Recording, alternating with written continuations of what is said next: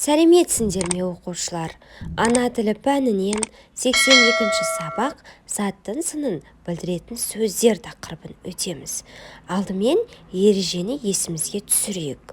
Заттың сынын білдіретін сөздерге қандай, қай деген сұрақтар қойылады. Мысалы, үлкен, таза, биік. Ереженің астындағы суреттерге қарайық. Лимон қандай? Лимон қышқыл. Құлпынай қандай? Құлпынай қызыл. Сәбіз қандай? Сәбіз қатты. Жақсы, заттың сынын білдіретін сөздер бұл жерде қышқыл, қызыл, қатты сөздері. Келесі бірінші жаттығуға қарайық. Бірінші жаттығу: мәтінді түсініп оқы. Тақырыбы тігінші құс. Құйрығы ұзын, кішкентай құстың ұя салуы ерекше. Ол екі үлкен жапырақты беттестіріп, жиегін тігіп шығады. Оның ішіне мамық төсейді. Жапырақты тігу үшін жіпті пайдаланады. Жіпті матадан немесе өсімдік мамығынан иіреді. Осылайша ұя дайын болады. Тігінші құс Үндістанда мекендейді.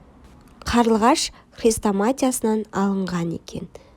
Оқушылар, кішкентай құс ұясын қалай салады?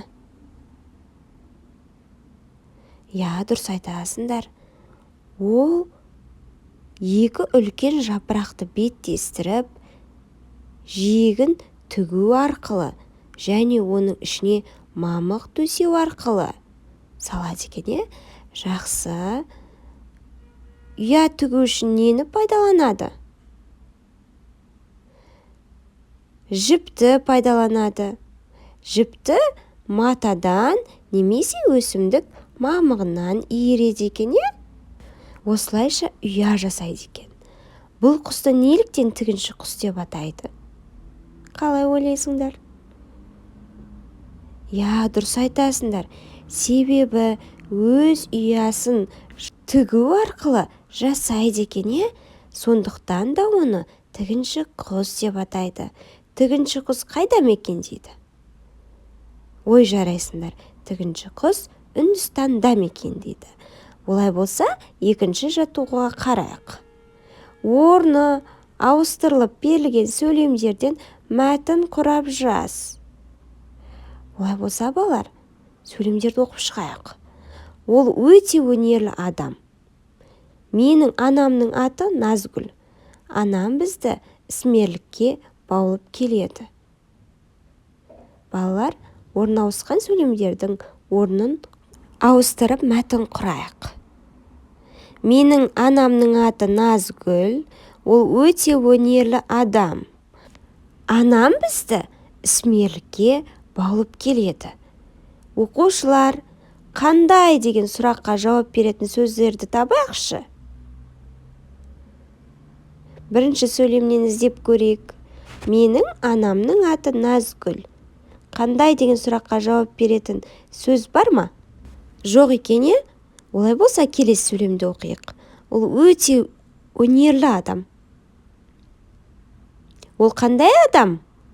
Өнерлі адам, Қандай деген сұраққа жауап беріп тұрған сөз бар екен, яғни ол өнерлі. Келесі сөйлем: анам бізді ісмерлікке баулып келеді. Бұл жерде қандай деген сұраққа жауап беретін сөз бар ма? Дұрыс айтасыңдар, керемет. Жақсы, жарайсыңдар. Олай болса, үшінші жаттығуға қарайық.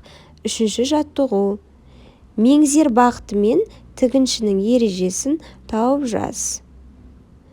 7 рет өлшеп, 1 рет кес деген тігіншінің ережесі шығады.